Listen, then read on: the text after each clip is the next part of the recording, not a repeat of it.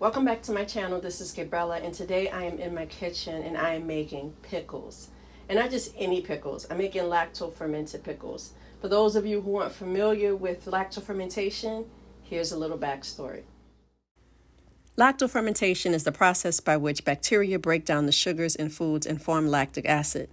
During lacto-fermentation, lactic acid bacteria breaks down carbs into lactic acid and carbon dioxide, creating an acidic, low-oxygen environment that encourages the growth of good bacteria and prevents the growth of other harmful microorganisms. And for those of you who are a little bit hesitant when you hear the word fermentation, foods like yogurt, kimchi, sauerkraut, if you like in Ethiopian food, injera, all that sour tanginess is brought about through the process of lacto-fermentation, so don't trip. To make lacto-fermented pickles, you will need 5 pounds of pickling cucumbers, less if making a smaller batch, a cabbage leaf, 3 to 4 cloves of garlic chopped or more if that's your preference, 2 tablespoons pickling spice, a saltwater brine of 1.5 tablespoons of salt to 2 cups spring water.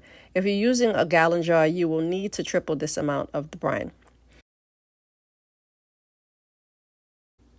Take your dill, garlic, and pickling spice and put it in the bottom of your jar.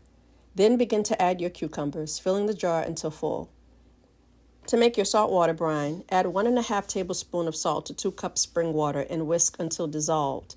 Pour your saltwater brine over your cucumbers until they are completely submerged, leaving about 1/2 inch of space between the cucumbers and the top.